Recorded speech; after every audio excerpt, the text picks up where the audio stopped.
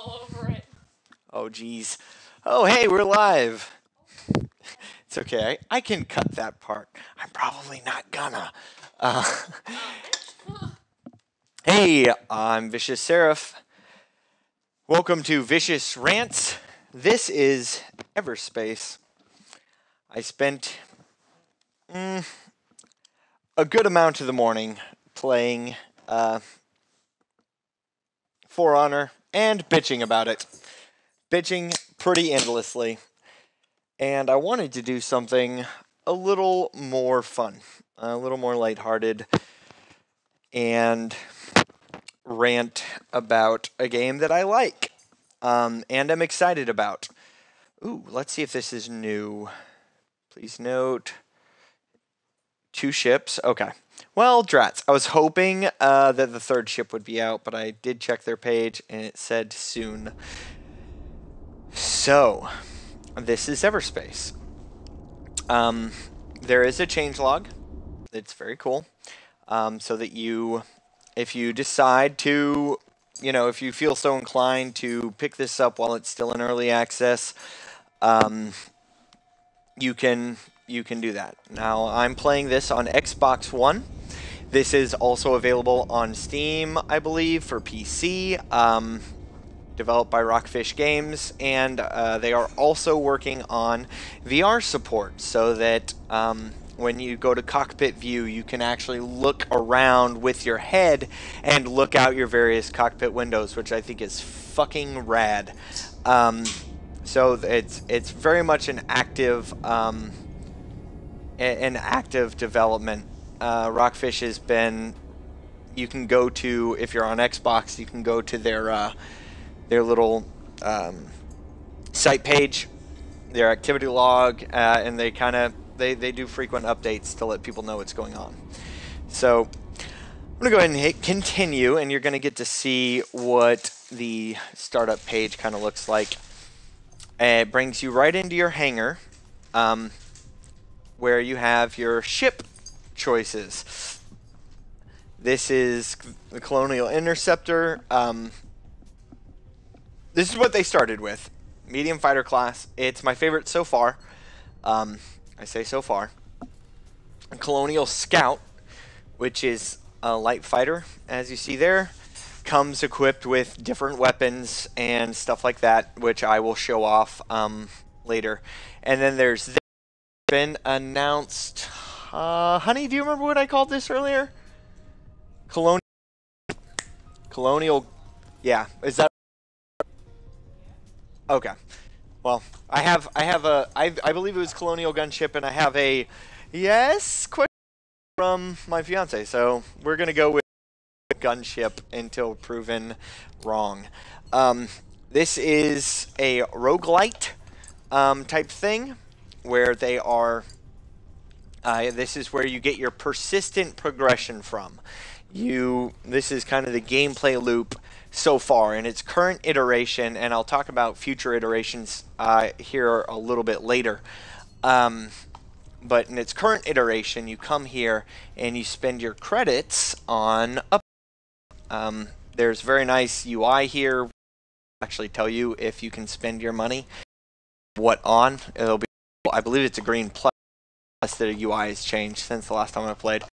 And you can look at that and go, oh, I can actually afford. I can't afford anything now. And what would happen is you start the game and you've got no resources, no money. You're just kind of alone. But I have a few perks here I'm going to point out just so you're not totally lost as to why I have certain things or can do certain things. So this reveals the location of my last shipwreck. This lets me carry over 35% of my current into the next run, so I have a nice starting pool. This lets me random additional equipment each run.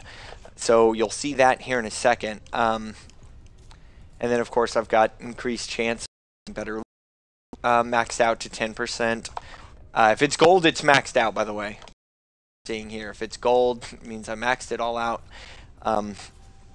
And this is the white ones are things to be upgraded. Because if I were watching this, I would be curious. I'm going to just show off a couple things. This is how many primary weapons you can carry. This is not primary weapons. You do not buff that. This is how many secondary weapons you carry. Again, not damage. You can't here. That's done in-game, and I'll show that off. This is critical hit damage multiplier for primary weapons. And this is your crit chance. Max out crit chance at 5%, multiplier 2 times 5. Other than that, you can't modify base damage here. There's some things to do with my engine that boost my speed. This is so when we get to the sector map, you'll see that there's a bunch of them that you're not going to see if you're starting first time. I highly recommend this as a first thing to buy and max out. Are really helpful for planning your run, whether you want a really difficult one or you want to and get as far as you can. This is the ship's sensor range in each map. So hull hit points, very simple. This is shield capacity, different amounts. So this would buff it by 25. This is shield. When your shield gets completely dropped, like out, it has to kind of reboot it. So this decreases the time that it takes to happen. And this is your shield regen, how quickly it regens once it starts, once you damage for a few moments. Energy capacity, we'll get into that. Energy regen, we'll get into that here in a minute. Devices and consumables. This just buffs how many you can carry. And then crafting costs are lowered for me. Increases the amount gained from mining, which I believe is also pretty important. Additional random resources on board, so that's one of the things you'll see when we get in. Nanobot, hit point repair rate, component repair costs, component damage change, and fuel capacity. Increased fuel tank. Chance of surviving. We'll get into these two, especially this one. So let's go ahead and I should back to a ship that I can actually. How about that? Because I have boost, I get 3 options as to what I want to bring with me. I think additional nanobots and light missiles are actually a really good idea. I'm going to play on playing on hard because I was like, well, pretty beefy now. It was a bad idea. This less resources, interceptors and warships. You'll see that less trader and service stations. It is the only good thing is you get more money and you have a higher chance. Friggin' yay! I about easy. I haven't played. I wouldn't recommend it. Even starting out because this is going to give you your standard amount of blueprints and things you in future runs. So if you want to triple your future runs or have a slower start, much longer, growing and escalation, then you can. But I dove in when there weren't difficulties, like you couldn't choose them. So this is the ship.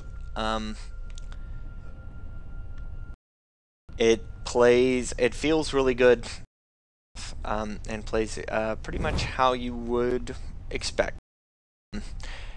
You have inertial dampeners, so you'll notice I came to a complete in space, and that's because of dampeners. I am on a bit of a clock here, an invisible clock, so I'm going to go ahead and boogie. The reason I recommend sensors is I can see that mineable crystal from here. My sensor range, you know, if you don't buff it out a bit, you're not going to spot these things from as great a distance. But those aren't the biggest thing. These guys, containers. I'm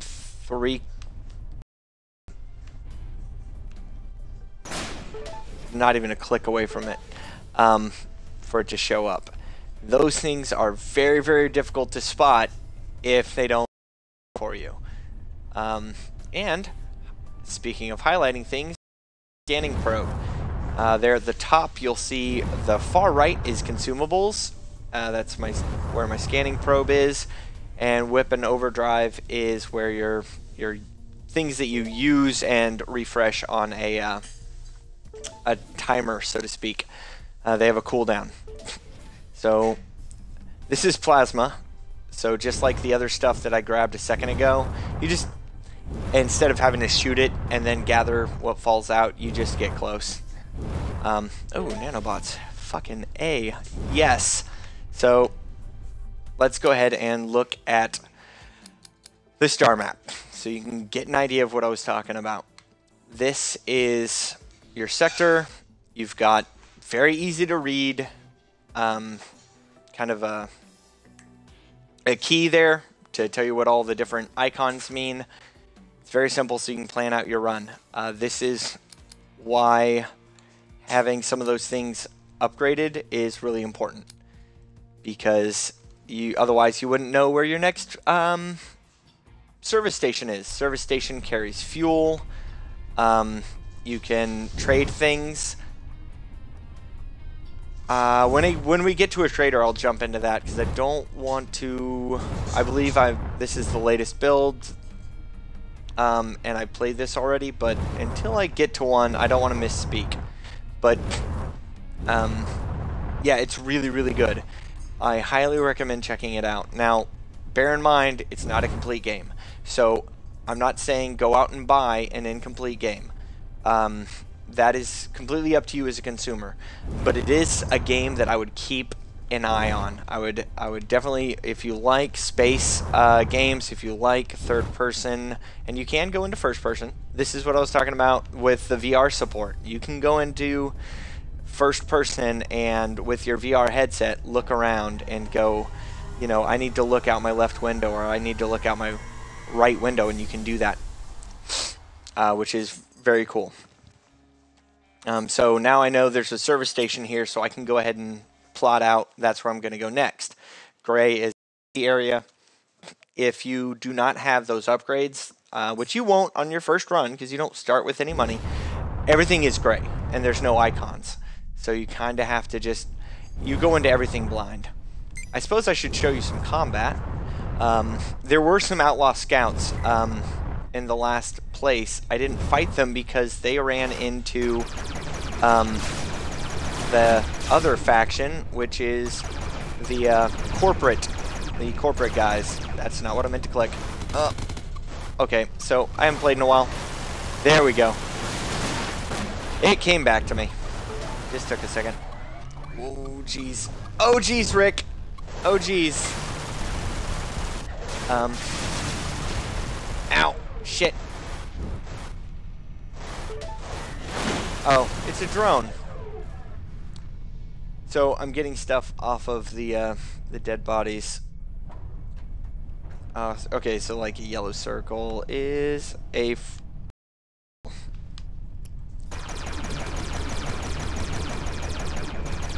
So, ow. God damn. Great. That's recorded for all time. Amazing. Oh, I should make a tractor beam.